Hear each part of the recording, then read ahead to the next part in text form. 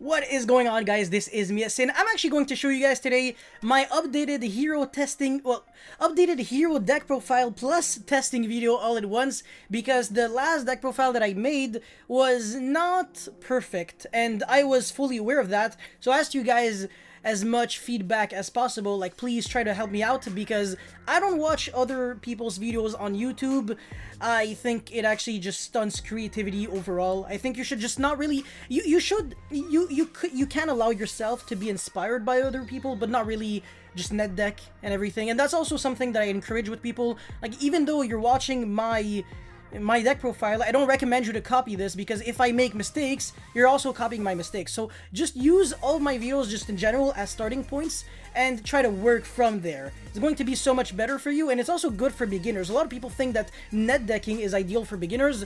I disagree. I could make a video on that, but I actually have some pretty good arguments to counter, you know, but whatever. You definitely get my point. Anyways, before you start, friendly reminder, you already know it, like and subscribe makes me really happy, and let's jump right into it. So, one, Honesty Neos.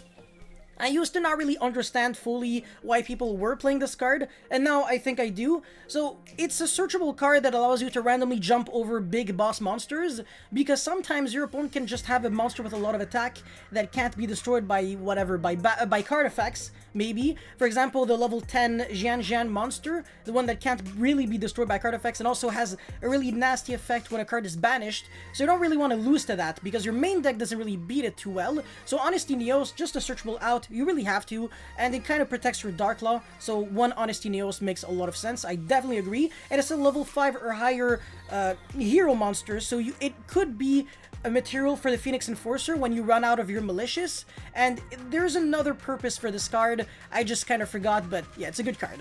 2 Malicious, of course, and I followed your guys' feedback. I am playing Denier or Denier.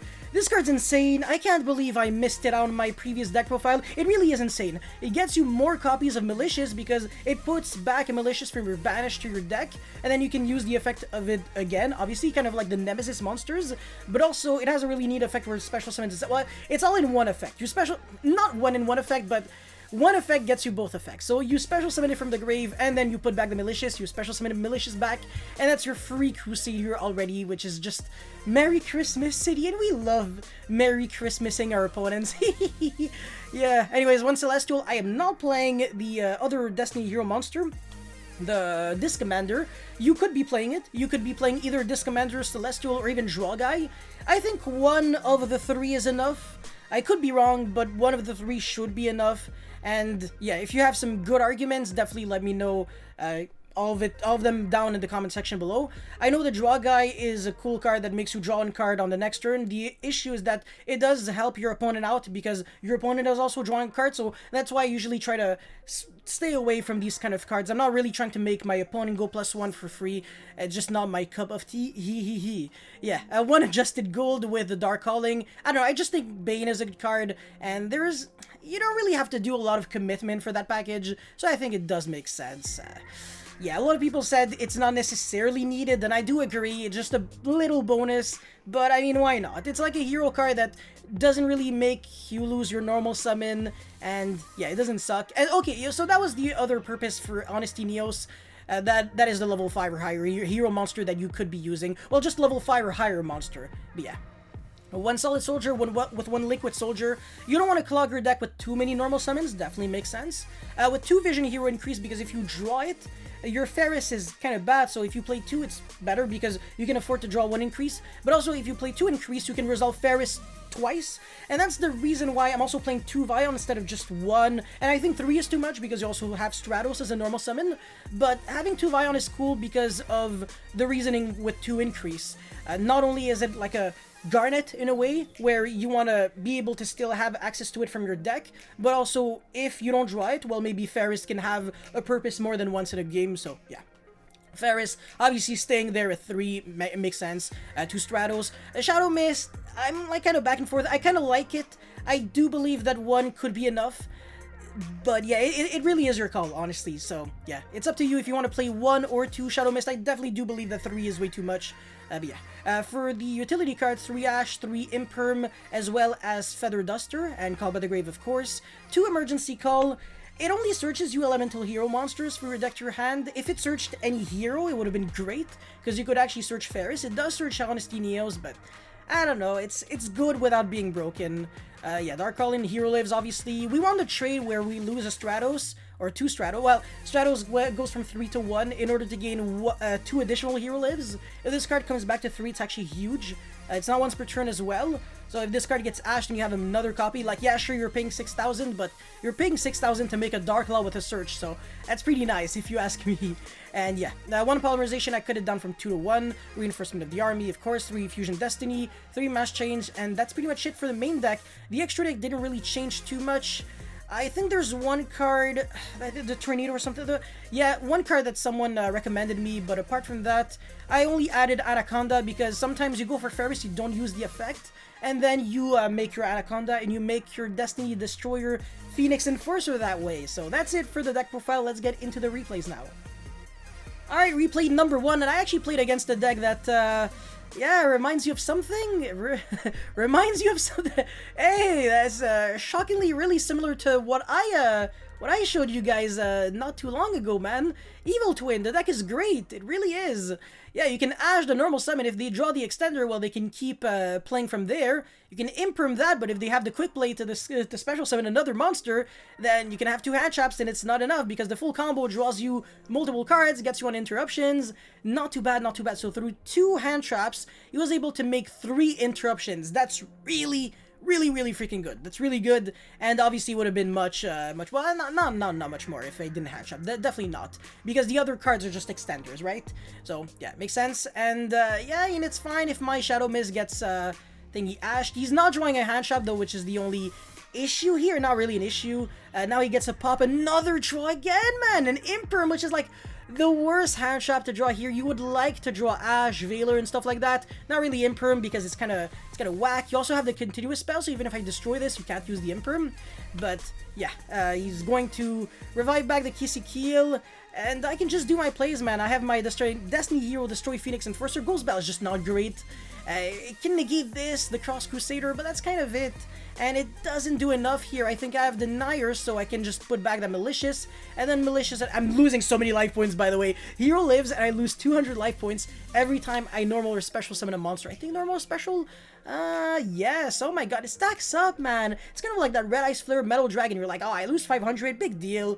But then all you have to do is just activate, I think, 14 spells, something like that, 16, whatever, and then you're dead. Like, Merry Christmas. If they have, like, triple Red Ice Flare, you're under a clock and a half. Depending on the deck that you're playing, you might just scoop there. If you're playing Salamangreat, for example, you cannot win with, like, 2 or 3 effects. Like, you have to go through so many effects just to do, like, a small amount of action. So, yeah, you burn yourself really fast. But anyways, I was able to win, kind of just not really playing super correctly, but whatever. I'm not a hero god. Let's get into replay number 2. Okay, so I'm going second against this Zhan guy. I ashed the Ecclesia, which would have been, if I didn't have it, it would have been really bad for me, because it would have been Moye, reveal Moye, and then make the level 8, and 3 extra interruptions, searches another one, and gets a draw. It's way too much, man. But yeah, fortunately I did have the Ash and he didn't have the Gamma. You just have to risk it because there's no like holding your Ash for something else. You can't really Ash the level 8 Synchro because it chain blocks with Moye and you're not trying to Ash a draw 1. So you just have to risk it, honestly. Just screw it. Forbidden Drop, send the Ash. I don't know, that's kind of feels bad, but he's trying not to die. So I definitely have the edge over him right now. And as you can see, I should be able to establish game in literally 5 seconds or less. Vion, send the Malicious, special summon, search Poly. That's Merry Christmas City. What happens if I go second against a bad hand when I draw a bad hand? Yeah, Fusion Destiny, Solemn Judgment. Okay, now all of a sudden, I can't do anything. So set Shadow Mist Pass, that's not too great. Draws the Gamma, which is really bad here. Tai A, whatever. I'm going to be searching for that Liquid Soldier. Now, this is where I actually wish I played multiples. You're going to understand why, but the summon is going to get negated. Kind of frustrating. I have to pass there. I can't really do anything else. And then he's going to be flipping the Tai A. He has the tactical advantage because he has the beatdown ability, an Imperm, and kind of like an Icarus attack-esque card. So, if I put 2 cards on the table, I lose the game. And see, I think going for the Stratos here, I don't know if it was a good idea. Maybe I should have just set an Ash and just waited for a long ass time. But regardless of what I would have done, it wouldn't have changed anything, because now the 1800 attack is perfect for him because he can just crash the Tai A. I'm not trying to crash on my own turn, makes no sense, because I'm giving him a battle phase. But yeah, he's going to crash on my turn, obviously, and he's finally going to have that Jiang Jian in the grave to banish for the Tai A, so he's going to be able to finally get his engine started.